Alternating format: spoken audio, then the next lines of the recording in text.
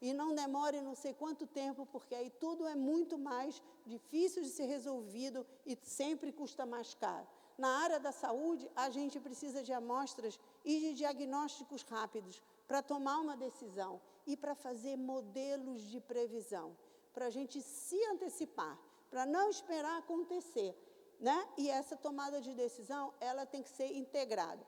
E aí eu vou mostrar para vocês, né, o Sigel, que é o que a gente faz na Fiocruz, que é um sistema no aplicativo para todo mundo pode nos ajudar, né, e tem dados ambientais também, e como é que as pessoas nos ajudam.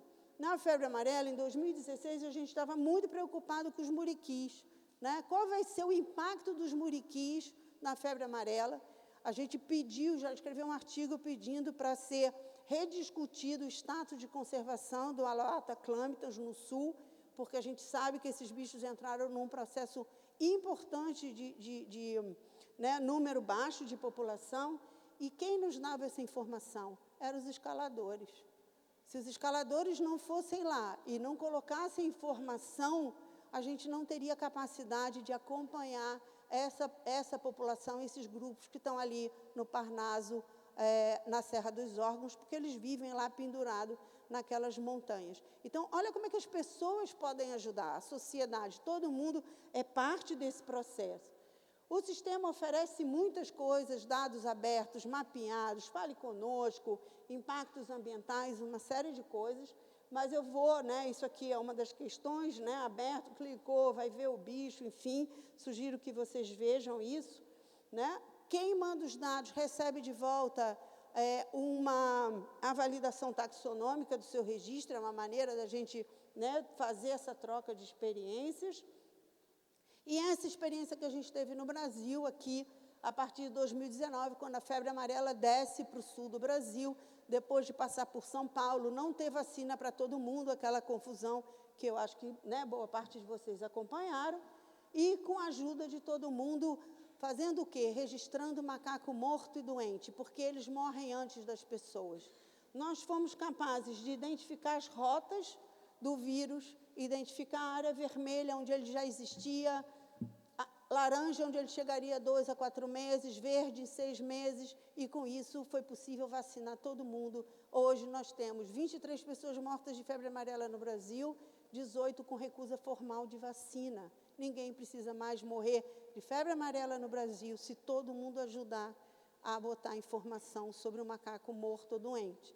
E isso a gente está fazendo para várias outras coisas, né? Febre, influenza aviária, raiva, né? E vários vírus do oeste do Nilo, enfim, uma série de coisas, né, importantes. E agora, reparem como a conservação da biodiversidade, a saúde humana e a saúde dos animais, elas estão intrinsecamente ligadas umas nas outras, né? E que a informação, né, e aqui as trilhas de longa distância, que faz parte aqui do nosso projeto, né, a quantidade de dados que a gente vai ter, que servem para muitas coisas, né? Regularidade de dados, dados de longo prazo, abrangência geográfica, diversidade de espécies, tudo isso, né, nós vamos poder usufruir. E a informação, ela serve tanto para a saúde das pessoas, quanto para a saúde dos animais, quanto para os planos de ação, né, das espécies ameaçadas de extinção. Porque informação, quando ela é de qualidade, a gente pode usar para muitas coisas. Muitíssimo obrigado. Quem tiver mais interesse, está aí.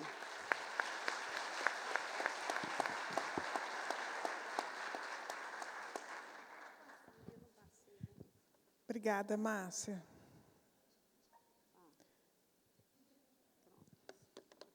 Nós vamos agora ver uma fala do Carlos Eduardo Yang, Cadu.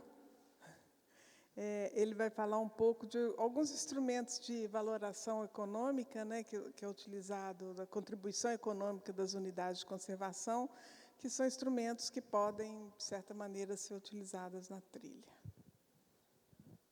Obrigado, Gisele, obrigado a todo mundo. É um enorme prazer estar aqui nesse espaço natal para mim, porque eu sou niteroiense, eu moro no Rio já há muito tempo, mas eu sou nascido aqui em Niterói, e nessa região aqui eu vinha pescar com meu avô aqui, onde era o aterro antigo do Graguatá e tal, Então, é um espaço especial para mim, essa ocupação sobre a Baía de Guanabara, onde a gente está.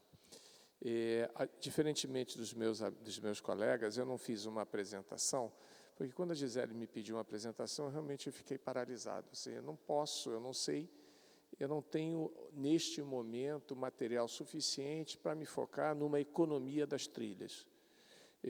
Nós temos muita coisa na economia das unidades de conservação, a gente tem muita informação das unidades de conservação, mas eu quero aproveitar esse momento para pensar um pouco fora da caixa, o que seria uma economia das trilhas, em particular das trilhas de longo alcance, mas eu não subestimaria as trilhas também de menor alcance, né, o sistema de trilhas, a sua importância econômica. E, nesse sentido, o que eu pretendo fazer aqui com vocês é uma reflexão mesmo, é uma troca de primeiras ideias sobre o que a gente pode fazer, muito com experiência de outras áreas, né? Eu já vou falar um pouquinho sobre a nossa experiência de economia das unidades de conservação, mas existe uma característica muito diferente da trilha para a unidade de conservação, porque, como foi falado pelo Isaiah, boa parte dessas trilhas está fora de uma área formal de unidade de conservação.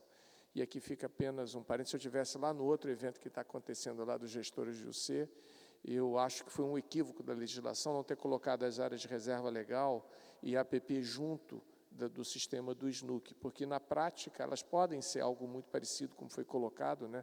A gente aproveitar o espaço, em particular das reservas legais, mas também das APPs, e pensá-las como áreas protegidas no seu sentido mais geral. Tá?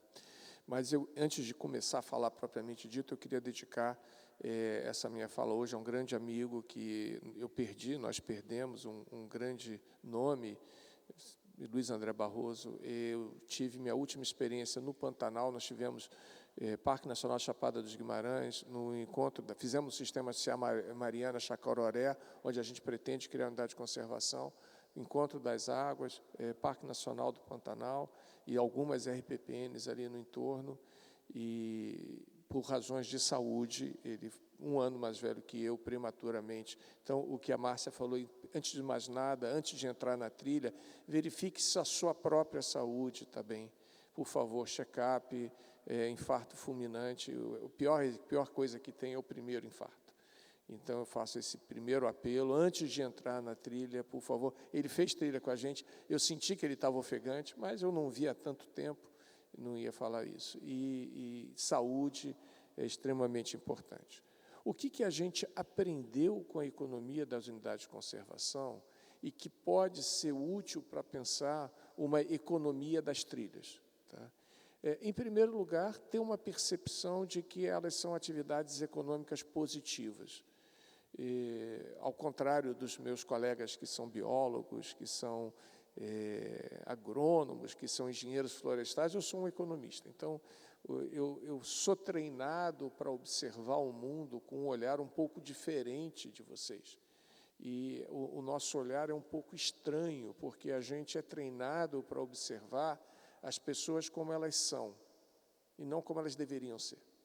Isso é um problema básico que todo economista carrega, e as pessoas falam, mas a visão de economista... Não é que a gente acha que o mundo deveria ser assim. A gente tem que ver o mundo como ele é. E no mundo como ele é, a gente percebe que há um discurso, quase uma aceitação de um antagonismo entre a atividade de conservação ambiental e a atividade econômica.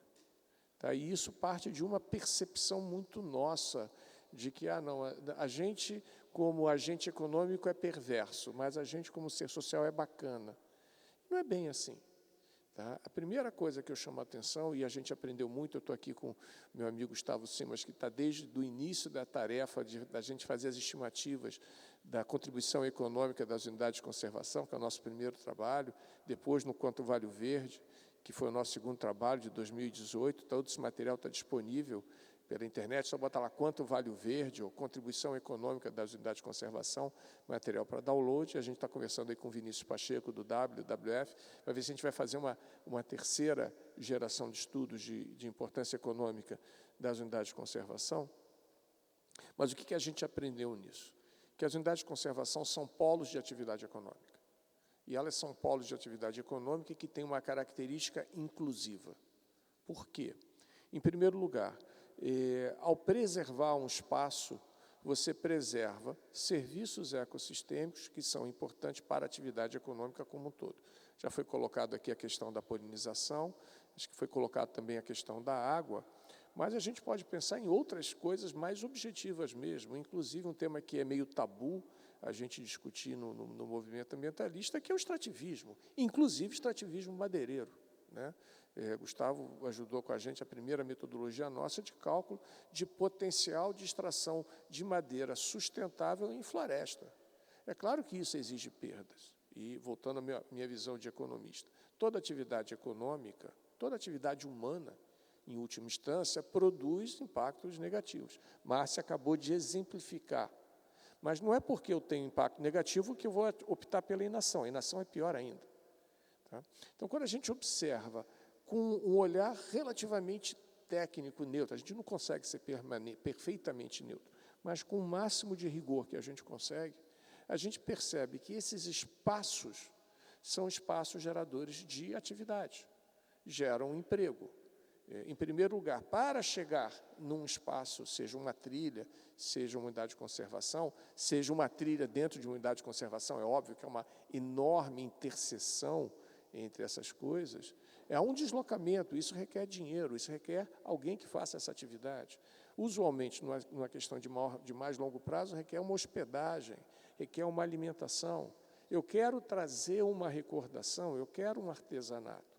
E isso tem um poder de geração de renda que é particularmente importante em comunidades que estão relativamente isoladas, onde atividades monetizadas são muito pequenas. Não é que essas regiões não tenham atividade econômica, elas têm pouca atividade econômica monetizada, onde entra moeda, onde é dinheiro. E isso é importante, tem um efeito multiplicador grande. Ainda mais quando a gente se aprofunda no conhecimento de natureza. Eu, infelizmente, Márcia, pertenço a esse grupo que quer sair bem cedo e bem no final do dia, porque é quando a gente vê as aves, né? E eu vou com o meu equipamento de astronauta, minha telinha, camisa de manga comprida, calça comprida e muito repelente. Mas isso não é suficiente. Se você quer fazer uma observação de fauna, por exemplo, ou como seria de flora. Flora é um pouquinho mais fácil, porque a flora não anda, né? Mas a observação de fauna, o bicho anda. O melhor que tem é contratar um guia, e um guia é local.